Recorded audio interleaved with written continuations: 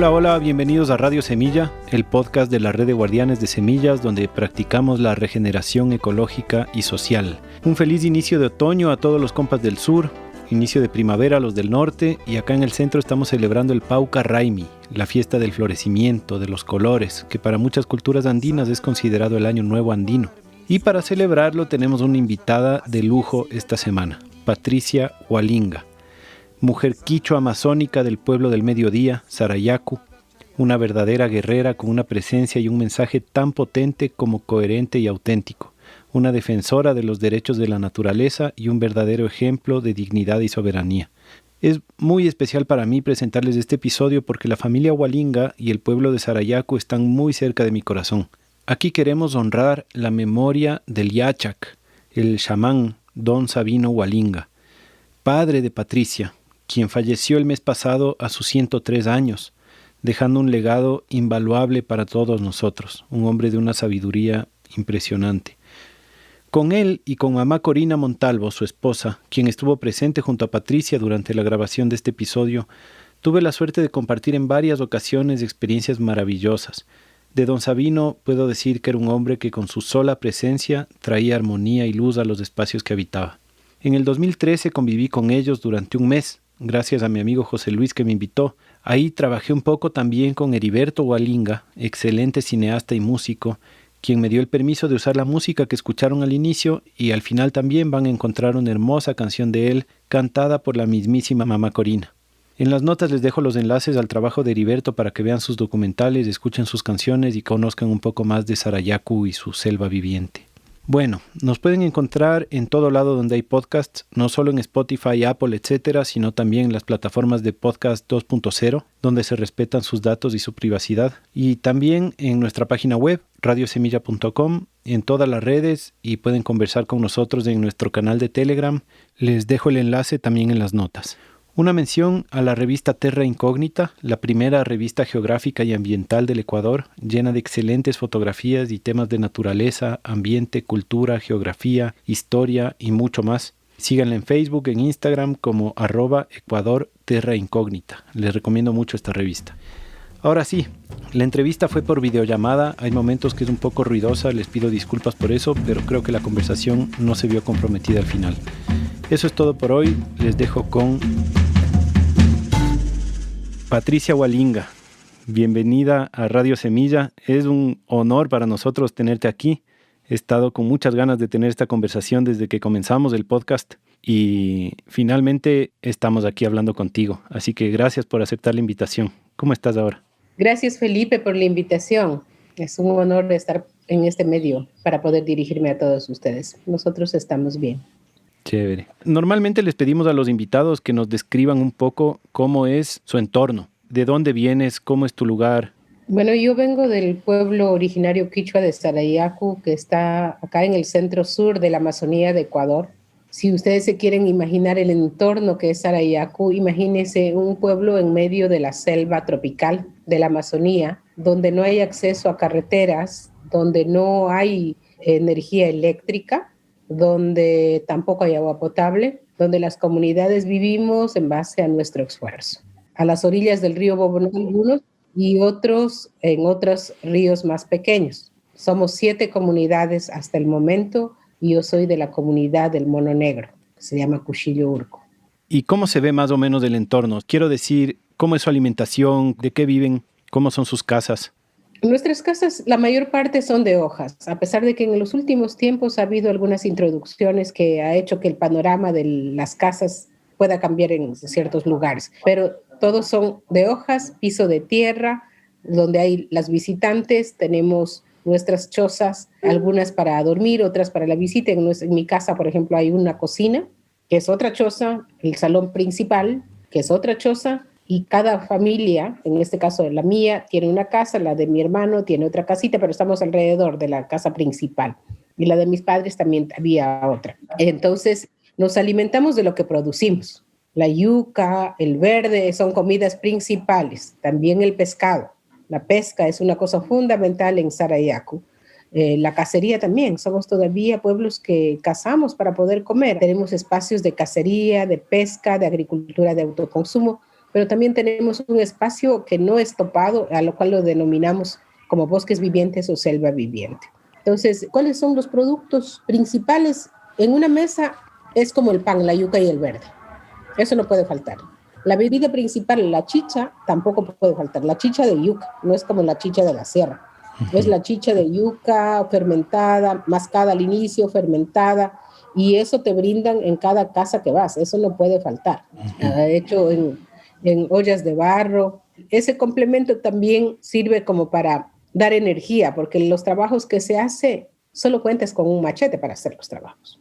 No cuentas con nada más. Entonces tiene que tener un esfuerzo físico fuerte y la chicha lo sustenta con energía. Llevamos algunos productos de acá también, como cosas como el machete, la sal, el jabón y otras cosas que introducimos dentro de la comunidad. Pero realmente yo creo que es una comunidad en la que cuando tú entras y regresas, sabes que vienes de otro contexto, de otro espacio y con una diferencia abismal hacia las ciudades o las comunidades que conocemos. Uh-huh. Es como cruzar un portal, ¿no? O sea, yo solo las veces que he ido siempre he entrado en canoa. Claro, son unas 5 horas de canoa después de un par de horas de viaje en carro desde la ciudad más cercana, el Puyo, donde estás ahorita, entiendo. Y claro, es como vas todo un día en donde se te está transformando un poco algo en la cabeza y cuando llegas a Sarayaku ya es como haber cruzado un portal, es increíble, es como entrar en otra dimensión, ¿no? No he entrado nunca en avioneta, me imagino que tal vez sea distinto, pero al menos de entrar en canoa es como llegar a otra dimensión. Si a ti en canoa te parece que llegas a otra dimensión, en el avión es más impactante, porque la dimensión es corta. Claro. Entonces, tú estás en un momento y en 25 minutos te encuentras en una selva de cemento y te coge de una manera que es impresionante. Yo me demoro días en recuperarme cuando salgo de Sarayaku hacia la ciudad. El aire, la comida, todo lo demás. Sucede lo contrario cuando voy hacia la comunidad. Siento como si me hubiera quitado un peso de encima, muy liviana. Entonces son como las diferencias que uno siente al estar transitando de un lado a otro. Claro, totalmente. Bueno, de las cosas que mencionaste se me disparan 1000 preguntas porque al menos en este podcast nos interesa todo desde la construcción, la conservación, la alimentación y 1000 cosas, pero quiero concentrarme un poquito más en Sarayaku mismo desde el punto de vista más global, más general. Y te quería preguntar si es que conoces, porque yo no conozco para nada, la historia profunda de Sarayaku, es decir, cómo es el mito de origen del pueblo quichua amazónico. ¿Cómo es que tu gente llegó a ese territorio? ¿Cuándo? ¿Cómo? Si es que tienes alguna historia así de la historia de Sarayaku o del pueblo quichua amazónico, me encantaría escucharla. Hay varios cuentos, leyendas, historias. Sarayaku es denominada la tierra del mediodía, la tierra del cenit. Así lo han denominado los abuelos, diciendo que va a ser un pueblo que va a resistir a todos los embates. Hasta el último, hasta el final de los tiempos, dicen. Entonces, y lleva su nombre a raíz de que unos tayaks, que son como hombres sabios, surcaban el río Bobonaza y encontraron que en nuestro espacio había una energía del maíz, en sus visiones aparecieron muchas especies de maíz. Entonces, y ahí dijeron, se llamará Sarayaku, el río de maíz. Por eso llevan nuestro nombre. Ahora, dentro del contexto del pueblo de Sarayaku existimos varias familias. Yo soy del tronco Hualinga, que viene de mi papi y de los abuelos. Hay el tronco de los Santis, hay el tronco de los Kukis, de los Mangyas. Entonces, cada familia tiene como su espacio donde nos movemos y tiene algunas leyendas. Por ejemplo, en el nuestro, en la de los Hualingas, dicen que éramos un grupo de Tayaks que vivíamos en las montañas y que teníamos la facilidad de ocupar cuerpo humano, pero también transformarnos en jaguares.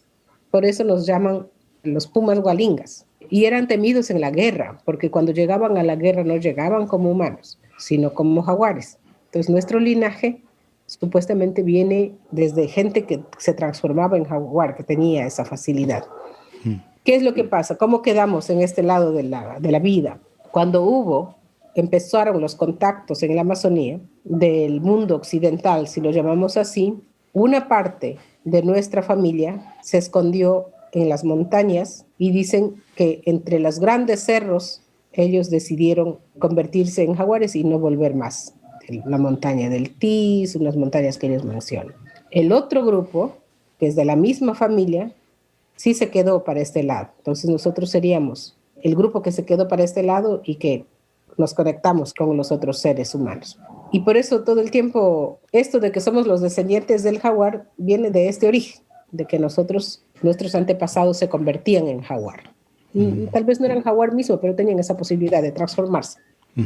Y de ahí están los otros grupos que vienen desde distintos lados. También están ubicados los que posiblemente migraron a raíz de la era del caucho. Hay una familia o dos familias que son de migración. Hay otro grupo que viene de los... yo escuchaba a un tío que decía, yo soy Santi, a mí me recogieron del agua. Entonces, cada uno tiene su forma de ver de dónde proviene.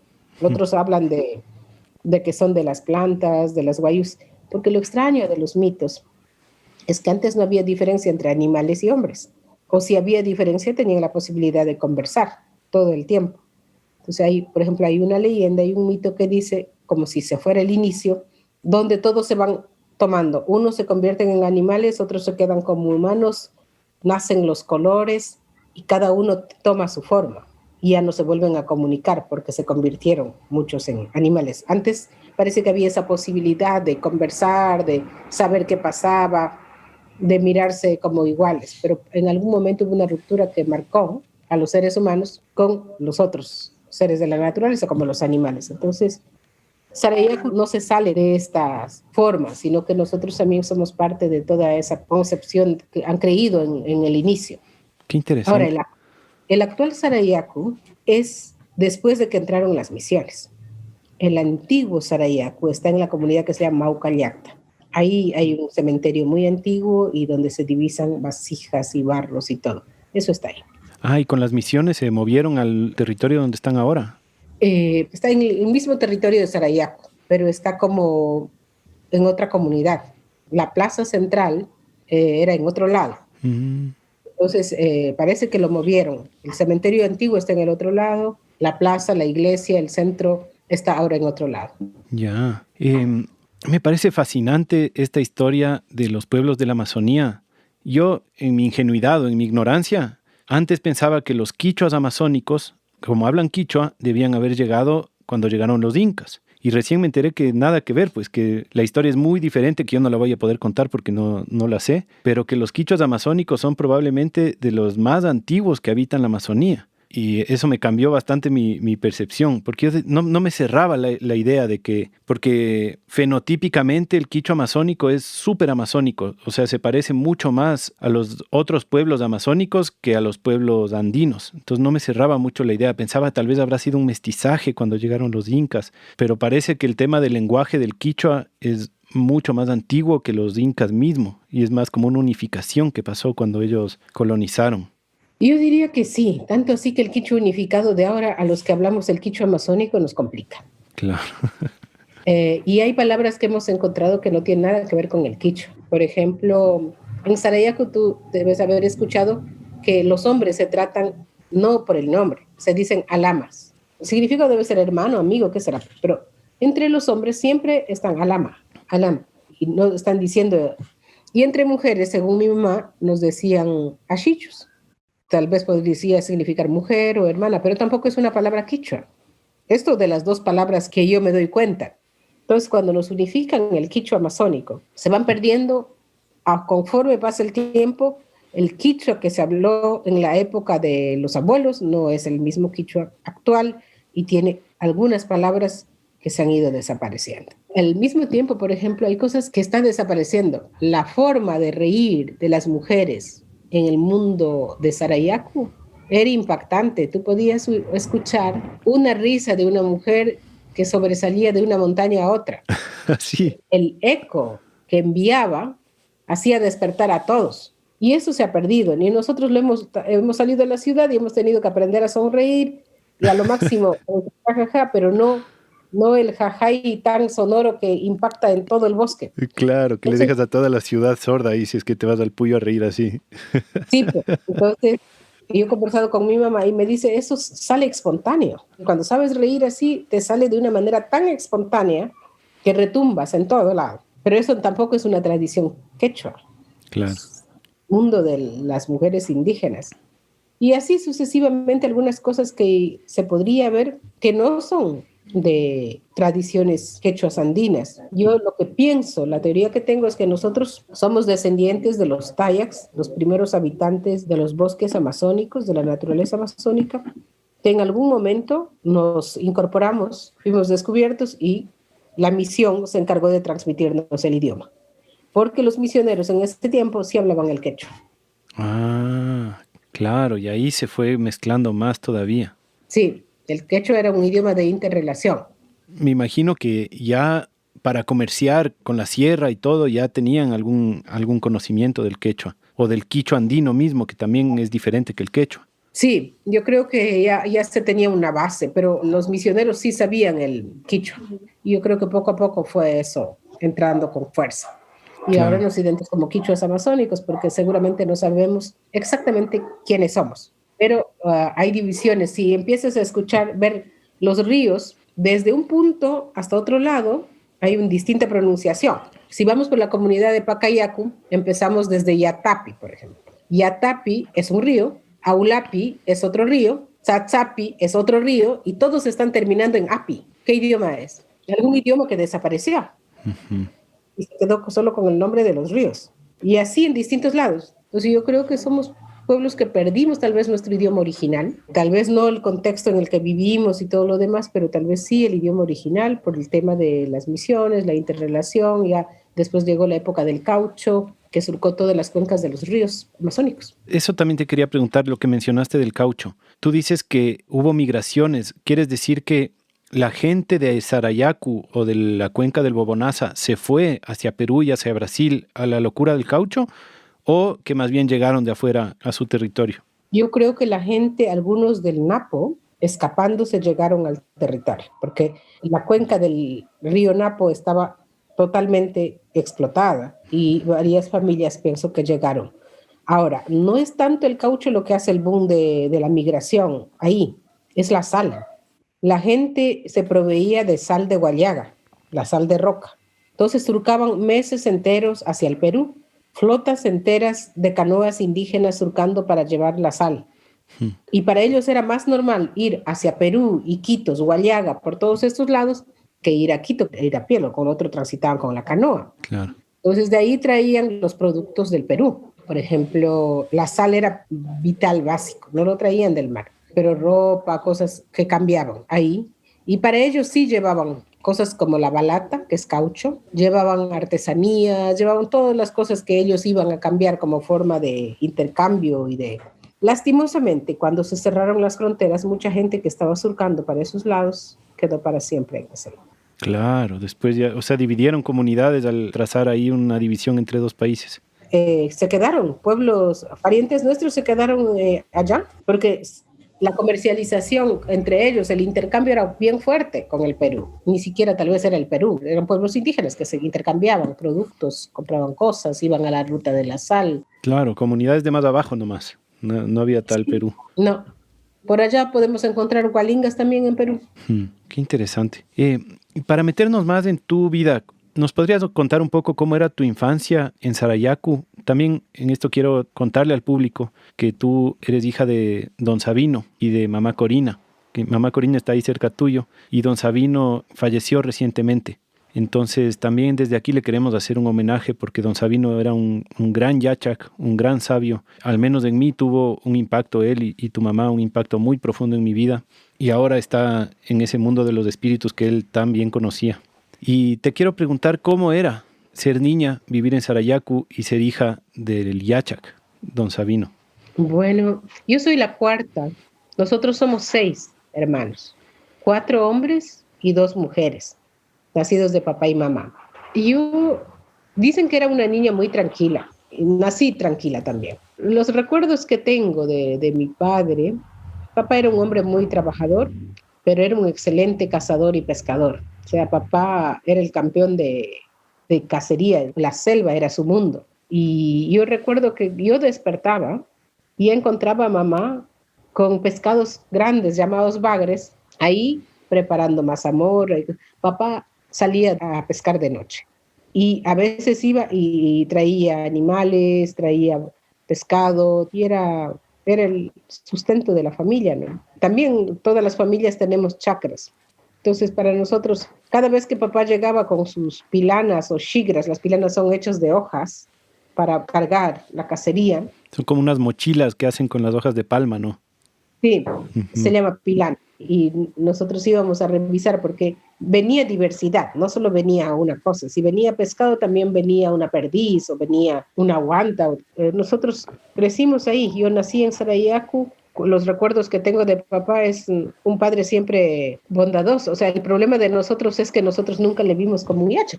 Para nosotros era nuestro papá. Pero siempre había algunas reglas. Él tenía su mochilita, o cómo se llama, pero se llama islambo, la palabra. El islambo de piedras. Allá nunca podíamos toparlo, porque eran piedras que venían de la herencia de los abuelos. Y nosotros nunca desobedecimos, nos daba miedo. Yo decía, ¿qué será? Tal vez me pica una serpiente. ¿Qué tal si dejó de guardián alguna cosa? Ujú. Y nosotros por travieso vamos a meter la mano ahí. Y a veces esa islambo hacía ruidos y nosotros ahí sí teníamos un poco de miedo. Hmm. Entonces, nunca topamos hasta el momento que él estuvo ancianito y me tocó custodiar las piedras.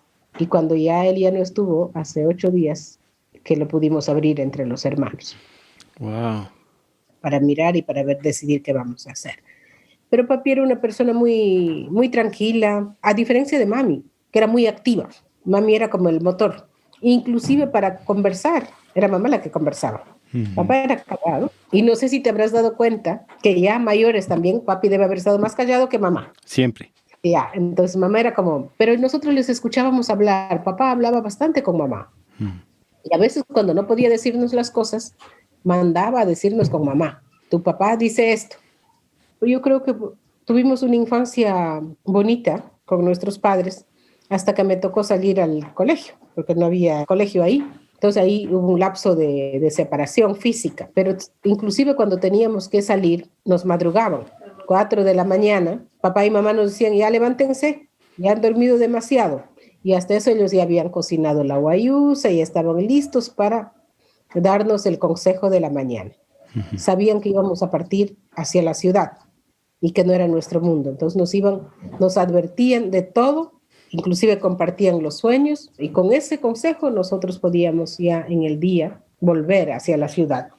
Hagamos un pequeño paréntesis para que nos cuentes sobre el ritual de la guayusa, que creo que es algo central en su cultura, que me parece súper lindo. ¿Por qué toman guayusa y cómo es ese ritual?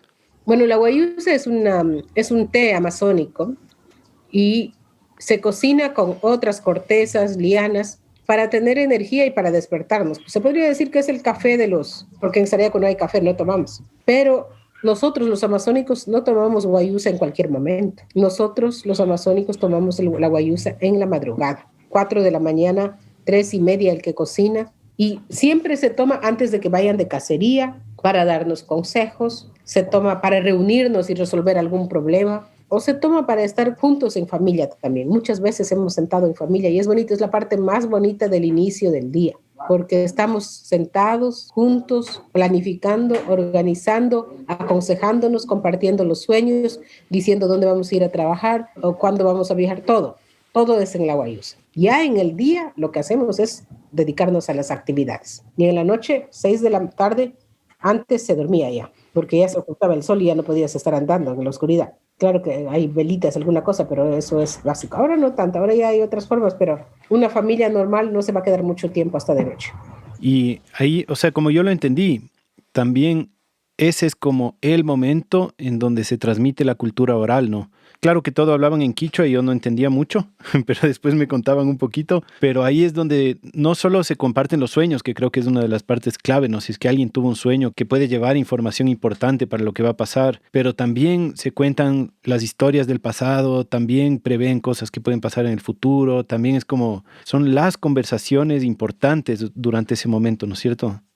Sí, conversamos de todo, pero sobre todo, si hubo sueños importantes, tenemos que compartirlo en ese momento porque pueden ser advertencias Ujú. o pueden ser cosas que signifiquen bastante. Y ahí, si yo soñé algo y estaba papá y mamá, nos van a interpretar los sueños. sí o no sé. Entonces sí, son momentos es un espacio de la familia o puede ser un espacio de la comunidad también, si vienen los de la comunidad, porque a veces también se cocina para la comunidad. Pero es un espacio de compartir sueños, compartir proyectos, compartir planes, conversar, y es un espacio muy bueno porque, bueno, vienes medio dormido y ahí empiezas a enchufarte con lo que va a suceder en el día, pero también es un espacio en el que estás junto a tu familia. Chévere. Cuando tú eras niña, en Sarayaku casi no había gente de otros lados, ¿no? No había ningún tipo de industria todavía amenazándoles, no había turismo. Tenían cierto contacto con el Puyo, pero era más bien una comunidad súper tranquila, supongo. Era una comunidad tranquila. La distancia del viaje era bien larga. Los aviones no eran frecuentes, pero sí había la amenaza. Las empresas extractivas sí amenazaban. Inclusive Sarayaku ha tenido que expulsar a un destacamento militar en esos años. Simplemente yo creo que se fueron como trochas buscando si había yacimientos de petróleo. El asunto fue que los chamanes hablaban de resistencia y estaban, pero no podían transmitir hacia afuera. Por fortuna, esos proyectos y planes de yacimientos petroleros no se dieron por el hecho de que posiblemente encontraron una facilidad de petróleo hacia el nororiente. Y por eso yo me imagino que demoró tanto, pero interés había. Y había conflicto, había violencia, abusos, sí existía. Sin embargo, ya empezó el proceso de las organizaciones, ya empezó a formarse las organizaciones provinciales. Sarayaku también empezó a organizarse por el tema del territorio, la titulación de los territorios indígenas, y hasta ahí llegó el interés. Y desde allá ha sido complicado para ellos acceder hacia territorios de los pueblos indígenas legalmente reconocidos, aunque lo están intentando todo el tiempo. ¿Cómo fue en Sarayaku? A ver, primero como contexto, hay esta gran profecía del Pachacútec, de los pueblos del norte y los pueblos del sur. Esta profecía más o menos dice que hacia el año 1500 como que comenzaba la época del águila por encima del cóndor y que más o menos después de 500 años se juntarían y volarían juntos. Es algo así lo que dice la profecía, si no me equivoco. Y en los años 90, justamente cuando se estaba cumpliendo los 500 años de la invasión, existió en Ecuador el levantamiento del movimiento indígena, ¿no? ¿Cómo se vivió ese momento en Sarayaku? ¿Qué tan articulados estaban con los otros movimientos indígenas de la sierra o de la costa? Me imagino que menos, pero ¿se vivió ese renacer o ese movimiento también en la selva en los 90s? Sí, en los años 89, 90 ya las organizaciones estaban estructuradas. La movilización de los 90, donde se paraliza el Ecuador a raíz de la movilización de los pueblos indígenas, Sarayaku no debe haber participado activamente por el hecho de que estaba lejos.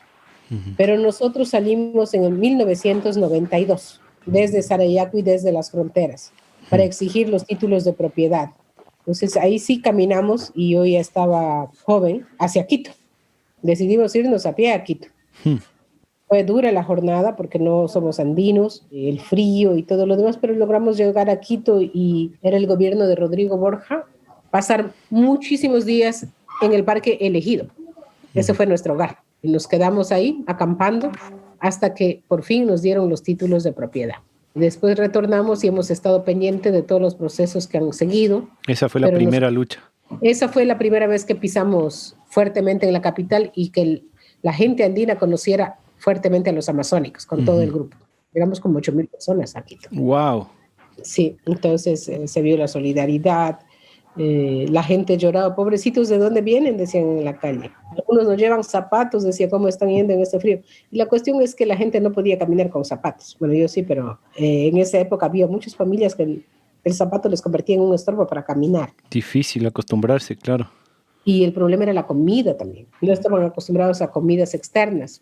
Entonces tenían que traer su pescado seco con su plátano y su yuca hasta ver que se acostumbren. Teníamos intolerancia a la lactosa. Tenemos hasta ahora. Y nos regalaron bastante leche para hacernos bien y vimos que muchísima gente tuvo problemas. Todos al baño. Estos pacales hasta ahora se acuerdan de todos esos detalles, pero sí, son cosas que realmente ocurrieron y estuvimos ahí en marchas, en protestas, hasta que nos recibieron en el Palacio de Carondelet para los títulos de propiedad. Qué increíble. Y yéndonos un poco más adelante en la historia, ¿Qué pasó en Sarayaku en el año 2002? A raíz de que tuvimos los títulos de propiedad, nosotros estábamos contentos. ¿No ves que ya teníamos el título? Ya no nos podían molestar. Pero así no ha sido la situación, pues. En el 96 el gobierno lo que ha hecho es otorgar concesiones de bloques petroleros a una empresa que se llamaba CGC. Y esto se demoró hasta el año 2000-2002 para ingresar. Pero mientras tanto, ellos contrataron lo que se llama relaciones comunitarias para tratar de desmembrar toda la voluntad de los pueblos indígenas y lo lograron alrededor de nosotros. Al final solo quedó Sarayaku como punto de resistencia. Ellos dijeron, a estos les vamos a dominar. Y ocurre que ingresan de forma arbitraria y violenta a territorio Sarayaku y se genera un gran conflicto, donde Sarayaku defiende todo el espacio territorial. Hubo gente torturada, amenazada. Varios meses se suspendió toda actividad en Sarayaku. Ni las escuelas, ni los colegios, nada. Todos enfocados en la lucha para defender a Sarayaku. Al final de tanta resistencia, se logró que la empresa se declare en estado de fuerza mayor, porque visibilizamos la violencia con la que estaban ingresando, con militares y policías, y que se retire del bloque. Eso ya fue una victoria, pero ellos tenían otros planes. Las demandas los afrontamos en la ciudad. Tuvimos que defendernos de todas las demandas que ellos nos hicieron como líderes en esos tiempos, como dirigentes, y al final, viendo que aquí la justicia no era ágil ni transparente, demostrando eso, accedimos al Sistema Interamericano de Derechos Humanos, a la Comisión Interamericana en un principio para tener medidas provisionales de protección. Estas medidas los gobiernos muchas veces no le hacen caso. Y eso fue el tema del gobierno de Gutiérrez. Uno de los ministros decía que aquí la OEA no mandaba y por lo tanto esta medida no sirve. Y seguían los atropellos, heridos de sal en un momento de mucho riesgo en el año 2004, donde muchísima gente de Sarayaku estaba herida por una emboscada que les tendieron en el camino cerca de Puyo. La comisión había pedido a la Corte Interamericana que dé medidas provisionales y esa medida era vinculante y nosotros pudimos respirar un poco para poder seguir defendiéndonos ya en espacios del sistema interamericano, el denominado caso Sarayaku. Y lo ganamos en el 2012, después de muchísimos años. Estamos hablando del año 96, 2000, 2002 y 2012, donde ganamos el caso Sarayaku, algo sin precedentes, porque Sarayaku se convirtió en un símbolo de resistencia, pero de una resistencia exitosa, creando una jurisprudencia a nivel de América para que otros pueblos indígenas del continente puedan aplicar la misma sentencia. Claro, fue una sentencia histórica increíble, ¿no? Ahora, me da mucho dolor por todos los otros pueblos que fueron atropellados y que no pudieron defenderse. ¿Cuántos otros pueblos habrán sido violentados, no? Y siguen siendo violentados. Es increíble que Sarayaku haya logrado lo que logró. ¿Por qué? ¿Por qué Sarayaku tiene esta fuerza? Tiene como una cualidad media especial, ¿no? De una soberanía, de una fortaleza impresionante. ¿Qué es lo que hace a Sarayaku tan fuerte? Yo creo que Sarayaku siempre ha actuado de una manera altiva, ¿no? Cuando se trata de derechos. También en la época en que hubo la lucha había varios de nuestros líderes espirituales que participaron activamente a nivel espiritual tratando de proteger al pueblo. Además, Sarayaku, acuérdense que es el pueblo del mediodía. Ya hay una profecía de lo que será Sarayaku antes mismo. Entonces Sarayaku siempre ha tomado es como el indicador del camino. Ahora, después del ejemplo de Sarayaku, muchos otros pueblos han empezado a luchar y a llevar a cortes nacionales los procesos, a denunciar, porque aquí lo que valió es el ejemplo de lo que hizo Sarayaku. Y creo que la educación que se nos ha dado, ¿no? Ellos a través de la historia se ve que casi nunca se doblegaron ante nada y eso fue válido y nos han transmitido. Nuestros abuelos, nuestras abuelas han sido unas lideresas súper fuertes, aunque no hablaban el idioma español, para transmitir esa energía ha rondado dentro de los procesos. O sea, yo pienso que eso, complementado con una estructura organizativa interna sólida, que no permite que si un líder va a ser corrupto, pueda vender o decidir por todo el pueblo. Nunca ha generado una forma de discusiones en base para tomar una decisión general y no individual. Una forma de organización la que implica. Me parece un buen lugar para hablar de otra pregunta que te tengo, que tiene que ver justo con la gobernanza. ¿Cómo funciona el sistema político, el sistema de toma de decisiones, el sistema de gobernanza de Sarayaku? De lo que yo vi, existen comisiones, existen gobiernos, existen como varias diferentes jerarquías, pero nunca es una jerarquía como de clase, lo cual me parece clave para que funcione políticamente un pueblo, ¿no? Que es el gran problema que tenemos en Occidente, ¿no? Estas clases, estas élites que gobiernan, que no tienen nada que ver con el resto del pueblo. Y dentro de Sarayaku, yo, claro que es mucho menos gente, me parece súper interesante esto de que no existen élites, ¿no? Sino que va transicionando los gobiernos, van cambiando de mandos, pero los que están al mando, si bien tienen una jerarquía en ese momento, tienen un poder en ese momento, no están separados del resto, más bien están como respondiendo al resto, que es como debería ser. ¿Nos puedes contar un poco cómo funciona su sistema de gobernanza? ¿Qué tan ancestral es? Digamos, ¿cuánto toman de lo ancestral y cuánto toman de la democracia o de los nuevos modelos? ¿Cómo se gobiernan ustedes mismos? Bueno, es un modelo mixto. El sistema de gobernanza de Sarayaku no deja la decisión en una sola persona. Por ejemplo, hay una dirigencia que se escoge cada 3 años, donde está el presidente, vicepresidente y dirigentes. Pero hay otra dirigencia que es de la autoridad local de cada comunidad que se cambia cada año. Esas 7 autoridades comunitarias que vienen en representación de cada comunidad son parte del Consejo de Gobierno. Y no duran 3 años igual que los otros, solo duran 1 año porque es rotativo. El otro es como el órgano ejecutor nomás. Entonces las decisiones no es que yo por ser presidente voy a decidir esto, no que va a venir discutido desde las comunidades. Y eso hace que, por ejemplo, no ocurra como en otras comunidades donde digan, nosotros, los dirigentes, hemos decidido esto. Porque si no el pueblo le va a decir, ¿y quién te dio a ti autorización para que decides algo? En cuestiones graves como el tema petróleo o cosas que puedan afectar al pueblo, es la asamblea o el Congreso que va a decidir. Y el Congreso de Sarayaku decidió que no al extractivismo. Y eso no es que es así unánimemente, eso se discute. Es un proceso que lleva algunos días de discusión, de análisis. En el tema de la balsa también. Lo dijeron, no, porque somos un pueblo que hemos luchado y no vamos a caer en esto de talar toda la balsa existente como están haciendo los otros pueblos. Pues porque tiene esa capacidad de discutir, de poner, todos pueden tomar la palabra en la asamblea, todo miembro de Sarayaku. Todos pueden empezar a cuestionar cualquier cosa que no hayan visto bien. Y todos pueden ser elegidos o elegidas. Es una cuestión de la toma de decisiones, no solamente tiene que hacerlo el Consejo de Gobierno, porque el Consejo de Gobierno es pasajero, que en 3 años lo van a cambiar y van a poner a otro. Y se ha tratado de que no sea que no exista el caudillismo, sino que pueda haber una alternabilidad.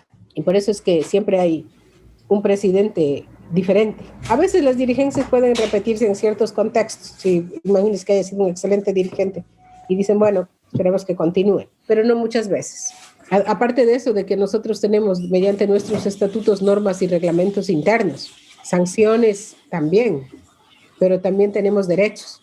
Entonces todo eso se trata de hacer cumplir. Cuando no se hace cumplir, se empieza a cuestionar. Eso sí, las autoridades tienen la obligación de hacer cumplir si alguien está en falta y sancionarlos como debe ser.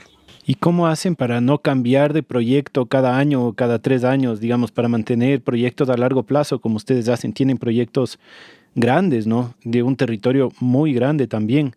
Existe el problema de que de pronto llega un dirigente que quiere hacer todo lo contrario de lo que hizo el anterior y comienza a desarmar y luego se bloquean unos a otros, o hay ciertos proyectos que los dirigentes siempre están obligados a continuar. ¿Cómo hacen para no tropezarse unos con otros? Bueno, hay un plan grande que todavía está por actualizarse y hacer ciertos cambios. La gente está trabajando en eso, pero una dirigencia tiene que andar con un plan y ese plan lo vamos a también analizar. Entonces no es que dice yo porque quiero puedo cambiar. No, hay principios básicos que deben cumplir. Por ejemplo, en el tema del territorio. Hay cosas que la dirigencia va a dejar haciendo y otra dirigencia tiene que asumir. Tema de delimitación, tema de selva viviente. Selva viviente, eso por ejemplo, un presidente no puede venir a cambiar. Eso pasa. Cuéntanos, ¿qué es el Causac Sacha, la selva viviente? Esto nace desde el conocimiento más profundo de los pueblos indígenas, de nuestros yachas, de nuestros sabios, porque es el conocimiento que tienen de la naturaleza. Como se le ha traducido es que es la búsqueda de que haya un reconocimiento de que la naturaleza, el bosque amazónico, es un ser vivo consciente, sujeto de derecho. Pero va mucho más allá de esta frase de reconocimiento. Es el reconocimiento de que no soy el único habitante, que tampoco el árbol es así nomás como lo vemos. Es el reconocimiento de que hay amos y protectores de la naturaleza que están ahí para regenerar los ecosistemas y que son mortales, que pueden morir con la contaminación, lo cual puede producir un desastre ambiental sin precedentes y que va a afectar no solo al territorio sarayaco, sino al territorio global del mundo. Eso en resumen. Eso es como parte de su constitución, parte de su estatuto, pero también es un proyecto en acción, ¿o no? ¿O tiene programas para desarrollar el concepto del causa Xacha? Es un plan que se está trabajando, es un programa de trabajo y que se avanza. Mi hermano José es el coordinador de toda esta visión holística, pero se quiere hacer todo un paraguas para que esto pueda sustentarse a largo plazo, pero sobre todo también se busca llegar a una conciencia global con una forma que no está puesta antes, que los científicos se acercan un poco cuando dicen que el árbol da vida al arbolito pequeño o cosas así. Sí, pero esto va mucho más allá. Entonces es como tratar de llegar a la conciencia global en un momento crítico para que empiecen a relacionarse de una manera diferente con la naturaleza. Yo le llamo volver a nacer en la naturaleza. Este es algo que puede ser aplicado en distintos ámbitos, pero que nace desde la visión profunda del pueblo de Sarayaco.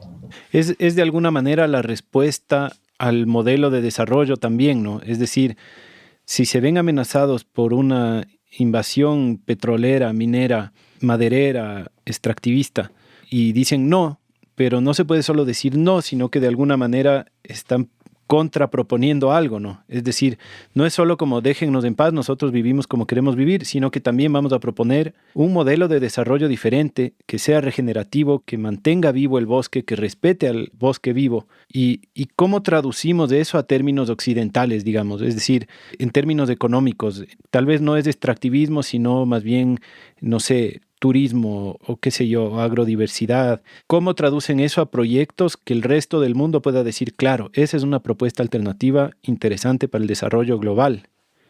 Mire, si hablamos de términos económicos, porque claro, la justificación económica de que se tiene que depredar o sacar petróleo por justificaciones económicas, y nosotros salimos con lo de causa Xacha, es de que si es verdad que lo uno es recurso fácil, pero el otro es un recurso al que no se puede destruir porque da un beneficio a los pueblos del mundo, no solamente a Sarayaco.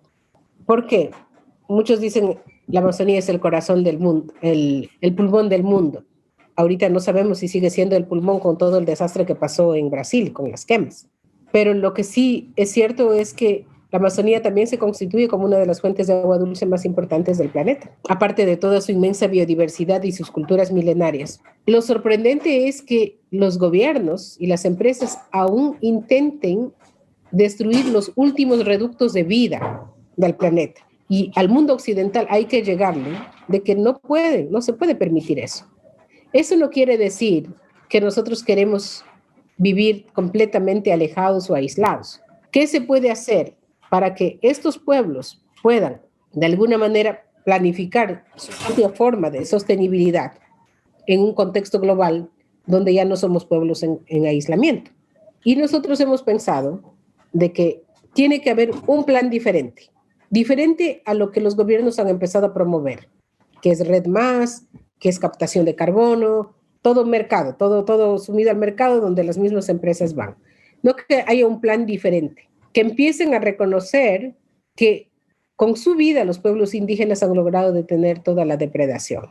Y si en ese reconocimiento viene el apoyo a planes, proyectos con recursos económicos para que construyan su propia fuente de financiamiento o su propio plan o una estructuración del pueblo según un modelo que realmente sea sustentable, donde el mundo puede decir, sí se puede, sí puede haber una aplicación sostenible, sí puede tenerse el bosque, los pueblos indígenas no van a estar en la miseria, están con agua limpia, o sea, todo un esquema que permita que el mundo vea que es posible.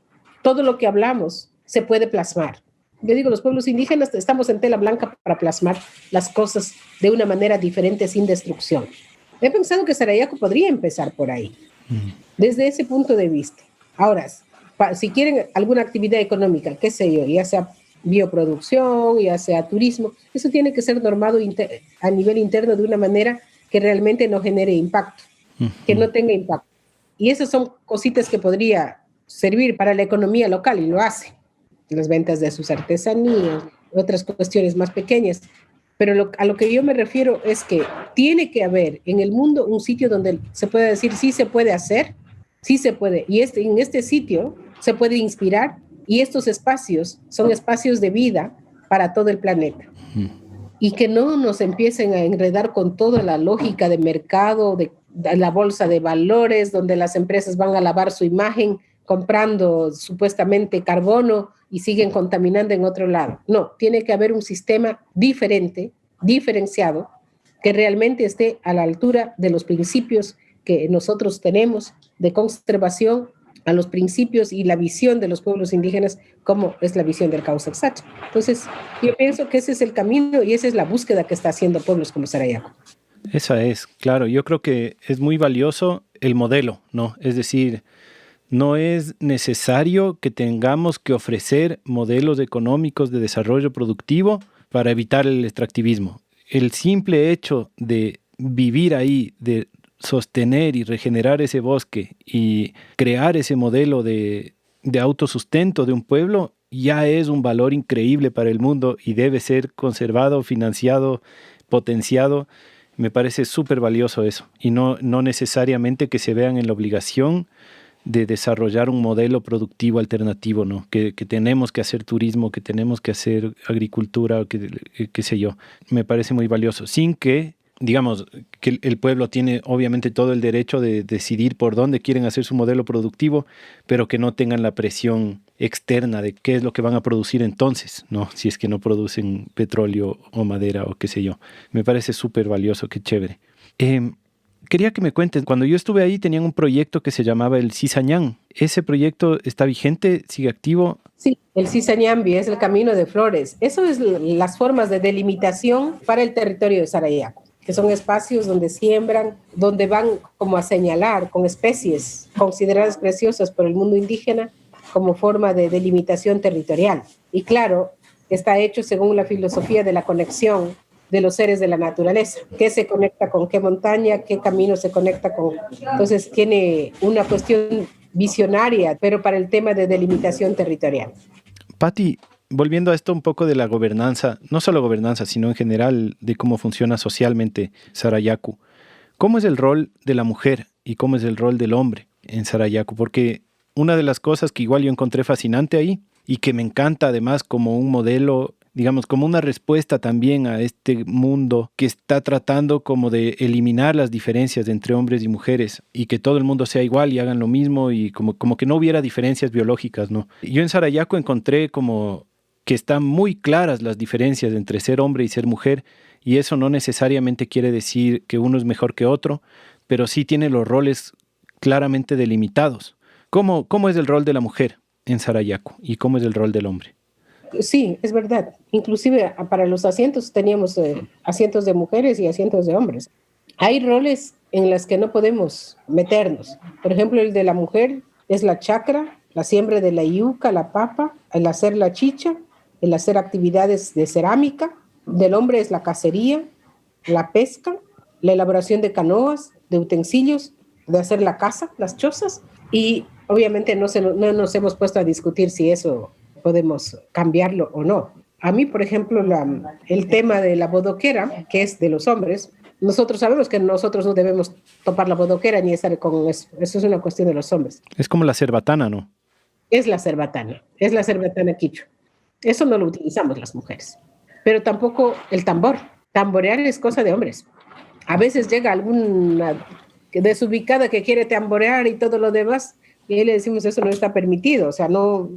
Tal vez se podría hacer, pero no es como que los roles que nosotros tenemos y no nos interesa tampoco. no son para hombres, dice mamá ahora que está escuchando. Pero un hombre tampoco va a hacer cerámica, pues. No se va a meter al barro a hacer cerámica, eso es una cuestión de las mujeres. Tampoco les dejan masticar la yuca para hacer la chicha. Sí, ahí discrepamos un poco, pero no, tampoco. Es las mujeres las que hacemos la chicha. Ahora, en gobernanza sí tienen entrada totalmente las mujeres y los hombres, ¿no? De hecho, tú misma eres dirigenta, incluso en roles no solo internos, sino me acuerdo que la tenienta política, por ejemplo, era mujer en el momento que yo estuve ahí, y tienen puestos altos, ¿no? Sí, en Sarayaku yo creo que han tenido apertura bastante como para poder ejercer roles dirigenciales y de liderazgo, depende cómo lleves el liderazgo. Pero sin embargo, sí hay cositas que nosotros cuestionamos a nivel interno, para que no se vea tan perfecto. Porque hay cuestiones que nosotros hemos empezado a cuestionar, de que no hay muchas dirigencias mujeres por el hecho de que se encargan mucho de las cuestiones del hogar, la carga familiar, no hay vocerías fuertes de mujeres. Yo soy porque papá me permitió, porque mi familia me apoyó y porque tengo un marido bueno también. Pero hemos detectado que es difícil, por ejemplo, asumir roles dirigenciales fuertes y actuar con mucha fuerza. Y si me dicen usted, bueno, yo creo que no ocupo tantos roles que me impongan. Salí con un carácter bastante rebelde y eso me ha servido bastante. Aparte del apoyo a la familia y que me casé muy vieja también. Entonces, esas cuestiones hemos empezado a cuestionar, de que tiene que haber mayor apoyo en ciertos aspectos hacia las mujeres. Por eso yo soy parte del colectivo de mujeres amazónicas. Cuestiono algunas cosas que no pueden ser justificadas culturalmente. Pero claro, obviamente roles como de las que hablamos antes, esas no hemos cuestionado porque no nos parece. Claro, digamos, funciona bien la sociedad con los roles sociales que se han dado, pero en gobernanza sí todavía hay inequidad. Así es. Ya, y tú mencionaste que uno de los roles que son exclusivos de los hombres es la cacería. Yo estuve justo en una época especial cuando estuve ahí en el 2013, que era la Huyanza, que es la fiesta que hacen cada 2 años, que es una mega fiesta. Y para la preparación de esa fiesta se van los hombres durante 12 días, selva adentro. Yo fui con ellos hasta el territorio de Rotuno, que es como uno de sus territorios sagrados de cacería. Y fueron, de lo que ya para llegar uno a Sarayaku son 6 horas en canoa, para llegar a Rotuno eran 6 horas más adentro todavía en canoa. Y es un bosque impresionante. Pero la cacería es tremenda. Me acuerdo que decía uno de tus hermanos, creo que era el Charapa, decía, esto no es apto para ambientalistas.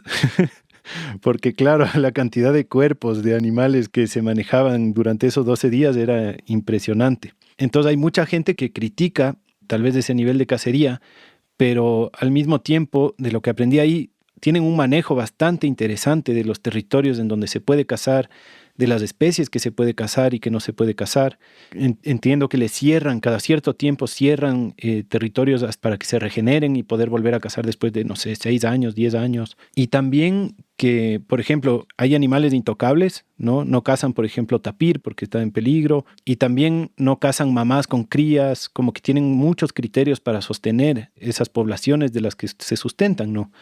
De hecho, en el tiempo que estuve ahí, había un mestizo que estaba cazando junto con el resto y fue el único que le mató a una mona que llevaba un bebé. Y de los montones de monos que cazaron, la única persona que, digamos, rompió las reglas fue la persona que no era propia de la comunidad. Claro, no tiene, me imagino, el entrenamiento de toda la vida de haber cazado, ¿no? Entonces, es un poco como anécdota, pero también para que abrirte el espacio a que nos cuentes cómo es su política de, no sé si conservación o más bien regeneración o impulsamiento del bosque para que le sustenten esa abundancia, porque la abundancia era impresionante y al mismo tiempo que siga habiendo cada vez más abundancia. ¿Cómo hacen?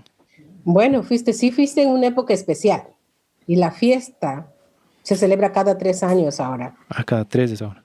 Por el hecho del tema de la cacería. Se decidió en discusiones de asamblea de que no podía ser cada año y lo dejamos cada 2 años, pero vimos que tampoco era tanto y lo dijimos cada 3 años. También porque la fiesta crece y crece, cada vez más tienen más visitantes y la comunidad es más grande. Entonces, es una fiesta muy diferente a lo que se puedan imaginar. Yo siempre he dicho cuando van a venir, queremos ir a la fiesta de Sarayaku. Sí, pero ojo, si usted es parte de la Sociedad Protectora de Animales va a sufrir mucho. Y si ustedes piensan que los indígenas están conservando todo hasta que el grillito... No, esto es una fiesta donde van a demostrar su valentía y su habilidad de sobrevivencia en la selva y donde van a traer también bastante cacería. Ha sido discusiones de años que mantenemos sobre el tema. Obviamente por eso el tapir no se puede cazar, porque vimos que estaba en peligro de extinción.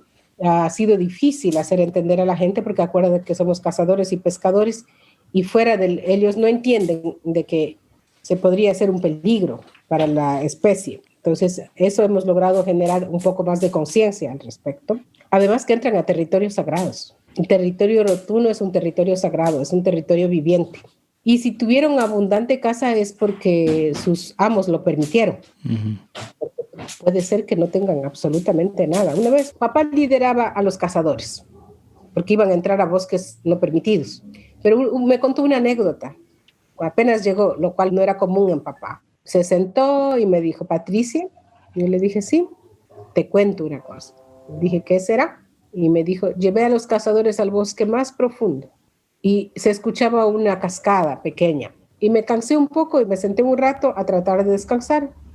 Y yo no sé si cerré los ojos, pero inmediatamente vino un señor. No era alto, dice, tampoco era blanco, era con una piel como la nuestra. Y me vino a reclamar, dice, y me dijo, ¿y tú por qué trajiste a los cazadores a mi tierra, a mi espacio? Y yo le dije, dice, ¿cómo que tu espacio? Este es mi espacio. Yo he crecido aquí desde niño, son mis bosques. Tú no sabes quién soy yo, le dijo papá. Y el hombre le contestó, el que tú no sabes quién soy yo, eres tú. Yo soy el dueño. Y papá se dio cuenta de que estaba hablando ya no con alguien común y le mencionó, yo he viajado por el mundo. Y el otro le dijo, yo sé a dónde has ido y a dónde no has ido. Yo sé dónde vives, yo sé quién es tu familia, quiénes son ustedes. No debiste haber traído aquí a los cazadores porque esto es territorio sagrado. Y como regañando por eso no te voy a dar ni un solo animal. Y él dice que le pidió disculpas, le dijo, discúlpame, no sabía lo que estaba haciendo. Venimos por necesidad porque es fiesta y nuestro prios te necesita. Le dijo, no, ahora no les voy a dar, así que tienen que retirarse. Y yo le pregunté, ¿lograron cazar? Y me dijo, no nos dio nada, ni un ave, el bosque se silenció. ¿Y dónde pudieron encontrar cacería? En otro lado, en otro extremo del bosque, en otro lado. ¿Y tú quién crees que haya sido papá? Le dije. No sé, dice, puede ser haber sido el hombre de la selva, el ser de la selva, o era la mazanga, me dice. Pero fue muy clarito y no estaba durmiendo, estaba sentado. Wow. Cuando dicen que hay abundancia, a veces lo permiten, pero hay en ocasiones que los protectores del bosque no lo van a permitir, especialmente si se están portando mal. Y seguramente con el mestizo que cazó a la mona se enojan. En muchos casos vienen con cacería buena, en otros solo resultan los pescados. Y sin embargo, para nosotros que hemos recorrido también ambos mundos, varios mundos, sí es impactante. Miren, es bonito ver la llegada de los cazadores, pero es impactante ver lo que traen. Entonces, siempre hemos cuestionado. Y yo les digo, verán, que no es para ambientalistas, la Sociedad Protectora de Animales, que esta fiesta es netamente indígena en el más fondo y se llama Huyanza. Y obviamente tratamos de normar en lo más que podamos para que no ese ingreso, que es cada 3 años, no deje un impacto que realmente no pueda ser controlable. Y a nosotros nos preocupa porque todo este manejo de comunicación con la naturaleza y todo lo tenían hombres como papá, los yachas. Porque ellos son los dueños, ellos son los guardianes. Nosotros solamente estamos también habitando ahí y podemos estarlo en un marco de respeto. No podemos transgredir el límite permitido. Y si ellos no quieren, no va a haber caza. ¿Y esa sabiduría tú crees que se está perdiendo o sí existen jóvenes adultos que están llevando la batuta de los yachaks? Desde que ingresaron a las escuelas yo creo que se ha perdido mucho. Pero la naturaleza es sabia y sé que en algún momento siempre habrá por ahí alguien que sepa. Lo malo de esto es que esperamos que sea tan bueno como lo han sido nuestros abuelos y lo ha sido papá. Y las canciones, los cantos, todo el conocimiento como nosotros lo tenemos. Pero nosotros no podemos decir somos un yacha que nos conectamos con la naturaleza. Eso no puede ser que se comunique. Eso no lo sabemos. Depende de qué estén pensando al otro lado. Una de las cosas que mucha gente no entiende cuando se queja de la cacería es que toda esa abundancia que está ahí es también creada o impulsada por las personas que están ahí desde tantos miles de años, ¿no?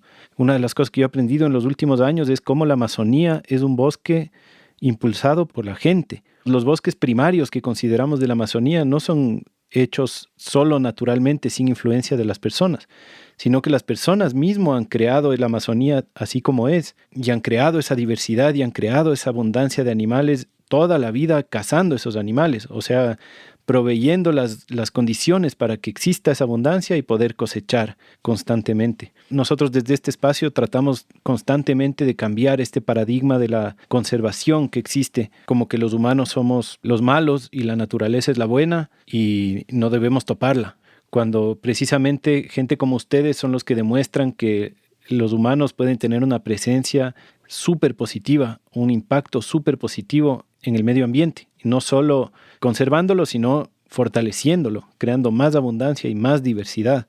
Entonces, yo creo que es súper importante que esas prácticas se mantengan, por supuesto, escuchando a los ancestros y escuchando el mensaje de cómo es que se debe tratar con esa selva, ¿no? Y como tú bien dices, no es cuestión de entrar y cazar, ¿no? Uno necesita permiso. Así que, claro, esa selva también sabe cómo defenderse. Sí, la selva sabe cómo defenderse, pero también necesita comunicarse. Entonces, a mí lo que me preocupa es que la comunicación ahora no sea tan fácil por la falta de preparación, pero confío en que se puede encontrar la forma. Y es verdad, es que nuestros abuelos crearon una serie de normas de interrelación con la selva, con los bosques, qué era permitido y qué no era permitido. Y papá siempre nos decía, por ejemplo, en el bosque de Rotuno, cuando yo llegué del colegio, yo llevé mi jabón para lavar y en esa época ya no había entrado casi nadie extraño. Y papá me advirtió, estás provocando con un olor extraño a la naturaleza y esto va a tener consecuencias. Y claro, llovió a cántaros y se llevó toda la ropa que yo estaba lavando ahí sentada.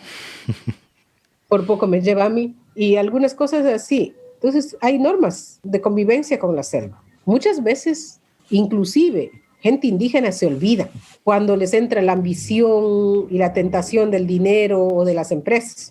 No es que no les han enseñado, a todos nos han enseñado cómo comportarnos con la selva, la naturaleza, las normas de convivencia, el respeto. Ahora yo sé que mucha gente va y les habla a las plantas, a los árboles, a eso, y eso nosotros ya sabíamos, o sea, hace mucho tiempo, porque no toparle, excluirle absolutamente todo, no sé si tenga sentido. Por ejemplo, Sarayaku lo que hace es de alguna manera zonificar espacios de producción, hay espacios donde pueden estar tranquilamente edificar chozas, llevar maderas, pero hay otros espacios, como el que visitaste, que van solamente cada 3 años, si van a hacer cacería. Y si van en un día normal, porque es el sitio de los abuelos nuestros, de papá, ahí la cosa es mínima. En nuestra familia, por ejemplo, los tucanes que están alrededor son prohibidos de cazar, los animales alrededor son prohibidos de cazar, se tienen que cazar un poco lejos y no en exceso. Para eso está el río que tiene abundancia de pescado y cosas así. Y es bonito, porque allá, como tú sabes, allá, y eso que te has ido en fiesta, donde el impacto era fuerte, pero cuando uno va en un día normal, uno puede divisar la abundancia y sentir todo lo que está ahí viviéndose. Yo estuve como desde un mes antes de la fiesta, entonces tuve una probadita también, aunque ya eran preparativos y cosas, pero claro, estaba tranquila la comunidad y hasta una danta vino que ¿cómo es que se llamaba? Panchita, creo que le decían. Sí. Venía como, casi como mascota a que le den de comer, era increíble. Qué bonito lo que cuentas, Pati. Otra pregunta, todos estos valores ancestrales de la conservación del territorio, ¿cómo se sincretizan con el catolicismo que tiene también más de 100 años en Sarayaku? ¿Cómo se casan esas dos diferentes visiones del mundo o cómo se adaptan? Yo creo que a estas alturas el catolicismo ya ha entendido de alguna manera. Bueno, yo fui invitada por el Papa Francisco en el año 2019 a Roma para el Sínodo Amazónico y conviví con obispos, sacerdotes y el Papa Francisco un mes entero, porque era un llamado de ayudar a la protección de la Amazonía, de estar al lado de los pueblos indígenas en todos los conflictos que tenemos con las empresas. Entonces, ahí, tal como estamos hablando, teníamos la libertad de hablar, de decir lo que pensamos, de reclamarle también su ausencia en ciertos aspectos. Su ausencia no solamente para la evangelización, su ausencia en los procesos de resistencia de los pueblos indígenas y la falta de entendimiento de la cultura de los pueblos indígenas. Claro que esto es nuevo y esto ha generado un cambio en muchos espacios de la iglesia. Mi obispo ahora está siempre en las marchas y todo lo demás ahora con la venia del Papa Francisco. Claro. Pero antes no era así. En la época de los abuelos la cuestión era drástica. Hay un pasado fuerte en la iglesia, un pasado que está ahí. Pero a mí me sorprendió que papá, aún a pesar de su conocimiento, él no es que haya negado la espiritualidad que venía de la Iglesia Católica, pero él lo hizo a su manera, porque en el fondo él dijo, todo es uno solo. Las prácticas son diferentes. Y sí hay seres de la naturaleza que se puede comunicar. Inclusive hay una entrevista que él ha dado y que están publicándola ahorita. Dice, y ellos están bajo nuestra disposición. Podemos comunicarnos con ellos. Pero yo, por ejemplo, puedo hablar con ellos y decirles lo que se tiene que hacer. Pero eso no puedo hacerlo con el Creador, al que nunca lo hemos visto, pero le pedimos autorización para curaciones que nosotros no podemos. Para curaciones, dice, yo tengo médicos que vienen de la selva, que vienen del río, que vienen de la montaña, para quitar las energías que están actuando mal y todo. Pero para curaciones donde estos médicos de la naturaleza no pueden curar, hay que pedir autorización al Creador. Entonces, en ese sentido, él no se conflictuó. Él le ubicó a la iglesia no por los sacerdotes, por Iglesia Católica Apostólica Romana. Él lo ubicó por un Creador infinito que está muy por encima de todos y que él no lo ha visto y solo ha escuchado la voz, porque está en un nivel donde su conocimiento no podía llegar. Yo creo que papá no se conflictó al respecto. Los que podrían haberse conflictuado son los misioneros. Del rompecabezas que es la vida han cogido cada uno un pedacito y esa es su pura verdad. El evangélico, el católico, el anglicano, etcétera, etcétera. Cada uno tiene su rompecabezas, pero lo que piensa papá, lo que pensaba es que no lo habían logrado juntar todo. Y de alguna manera la Iglesia Católica satanizó la parte natural, sin darse cuenta que cometía un grave error al respecto. Hemos discutido también al respecto. Entonces, sí, hubo un momento en que prohibieron, en que el chamán era el malo, el dominado por el diablo, cosas así. Pero yo creo que siendo de donde venimos, nosotros hemos logrado como superar o transgredir esa parte, que es una parte que es generada por los seres humanos, pero no viene del espíritu. Entonces, papi era ministro de la palabra, de la iglesia, le ordenaron. Por eso cuando él ya no estuvo con nosotros, todos, inclusive de las redes eclesiales de la Amazonía, de Bolivia, de todo lado, mandaron su pesar. Creo que es uno de los pocos chamanes que ha logrado, de alguna manera, no conflictuar, pero tampoco perecer en el mundo espiritual, ni tampoco afianzarse en una religión, sino en entender toda la integralidad de esto. Obviamente la naturaleza es la parte vital del... A mí me decía, no se puede desconectar. Uno tiene que tener los pies bien puestos en la tierra para ser fuertes, pero nuestra cabeza y nuestra línea del cerebro, de la cabeza, tiene que estar conectada al cielo. No se puede separar. Y por eso a mí me preocupa cuando veo mucha gente que defiende al indígena, dice, ay no, hay que marginar a esto, porque yo creo en la Yacumama, yo creo en la montaña, yo creo en esto. No, pues eso son partecitas nomás de todo el rompecabezas. Yo soy feliz de haber logrado entender junto a papá esta inmensa diversidad e integralidad de lo que es el mundo espiritual, o por lo menos una parte. Lo que le hacía tan sabio a don Sabino. Él siempre decía una frase que a mí siempre me deja pensando. Él decía, desde el cielo suspiramos nosotros, un hilo delgadito. Así le escuché decir varias veces. Y es una frase que siempre me está rondando la cabeza. Y creo que tiene que ver con esto que tú dices, ¿no? Que él dice que estamos conectados directo al cielo. Sí, aparte de eso, él hablaba del árbol del mediodía, cuyas ramas llegaban al cielo y cuyo pie estaba en la tierra. Siempre habló de eso. Alguna vez le preguntaron sobre el cielo, sobre el alma, y él dijo, bueno, el ser humano no tiene una sola alma, el ser humano tiene muchas almas, depende de lo que fuiste hecho. Tendrás el espíritu de la laguna, del árbol, del águila, de todo. Todas esas hacen que nosotros podamos permanecer en esta tierra, que seamos tangibles, terrenales. Pero hay un espíritu que viene del Creador. Y cuando nosotros muramos, todas nuestras almas vuelven a la naturaleza, inclusive el cuerpo de la tierra. Pero el espíritu vuelve al Creador. Y tampoco hay un solo cielo, hay varios cielos.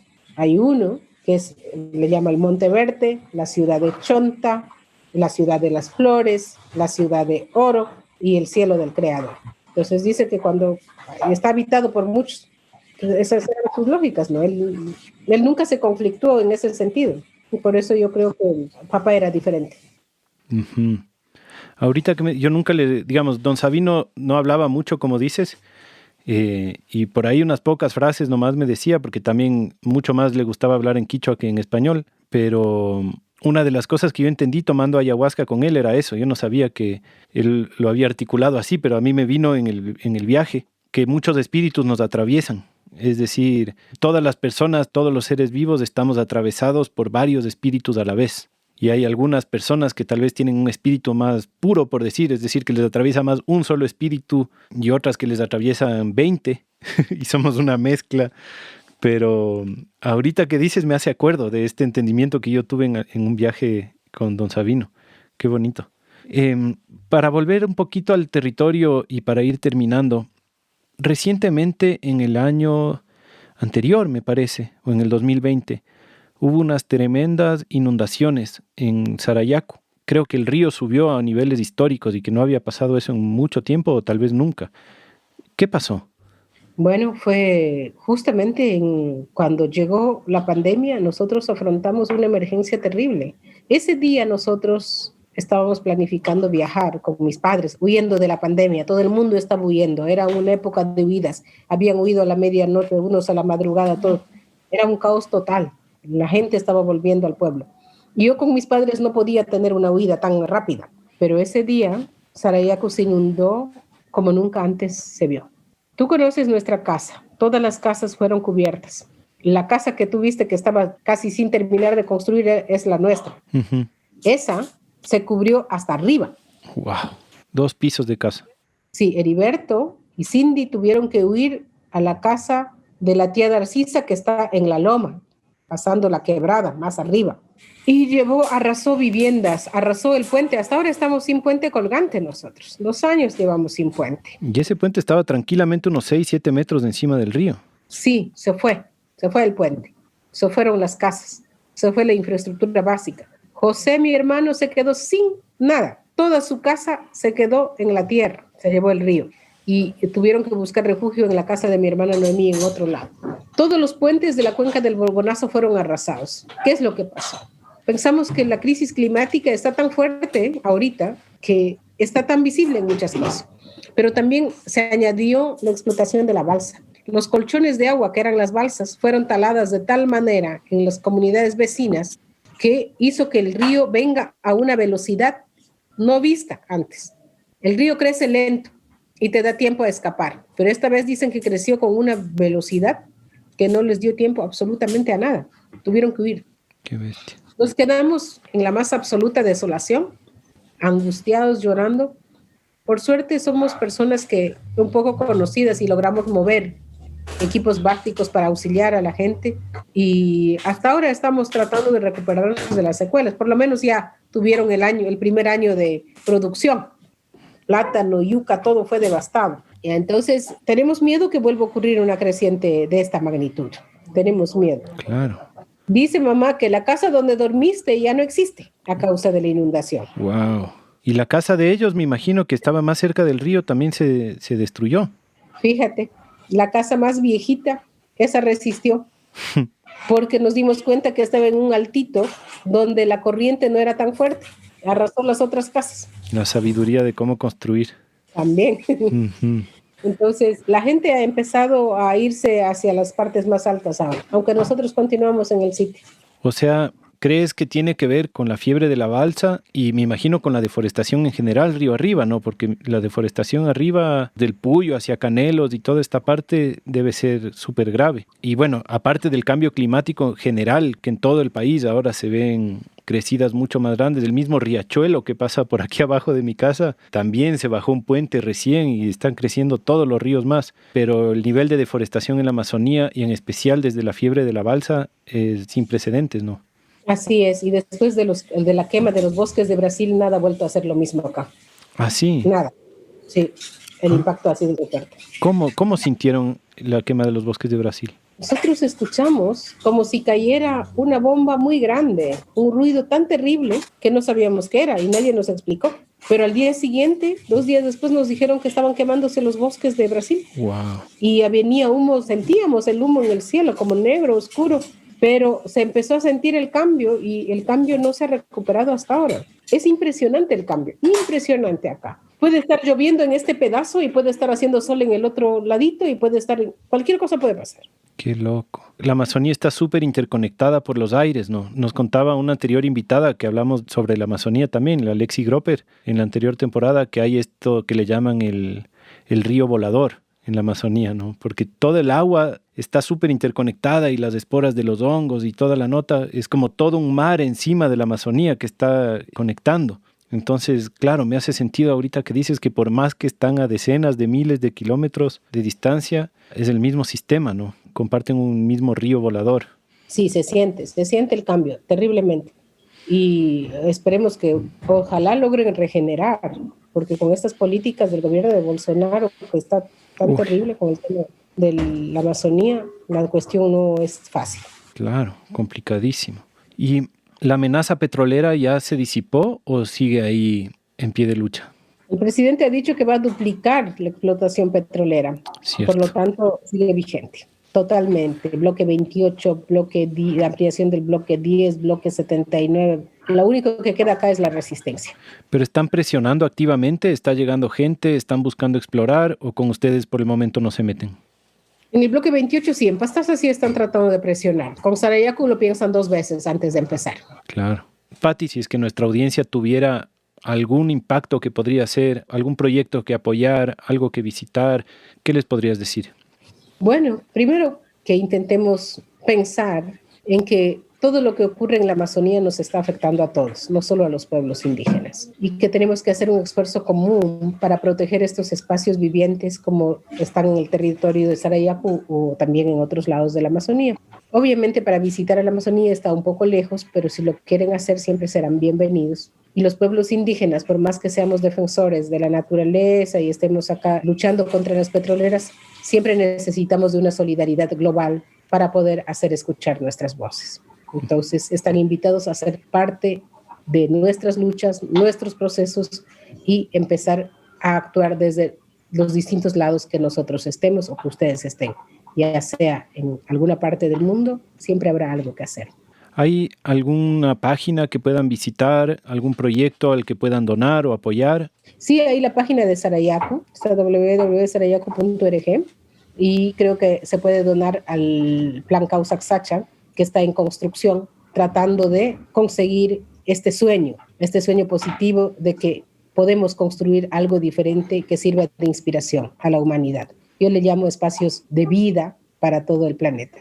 Qué bien. Estos episodios también tienen unas notas del episodio ahí en donde sea que la gente lo escucha, que hay varios lugares, y ahí vamos a poner todos los enlaces y cosas para que la gente pueda visitar y contactarse y apoyar. Pati, qué chévere. Ha sido un honor y ha sido un gusto. Es fascinante todo esto. Me quedo con miles de preguntas pendientes, pero seguramente vamos a tenerte a ti o tal vez a alguno de tus hermanos próximamente en el podcast, porque hay muchas más cosas de qué conversar al respecto, pero creo que ha sido bastante amplio y bastante informativo y para mí al menos muy inspirador.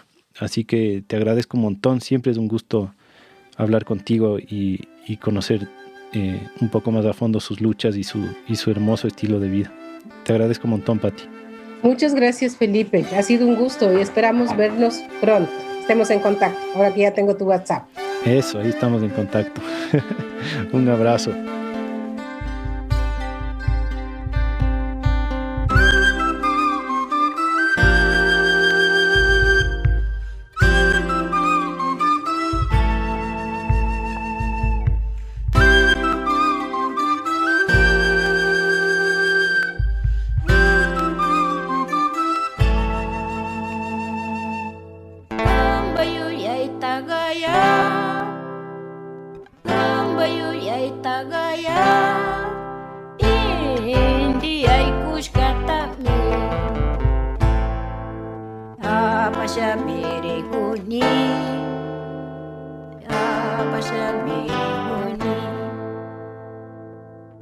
Kamba shungo tagaya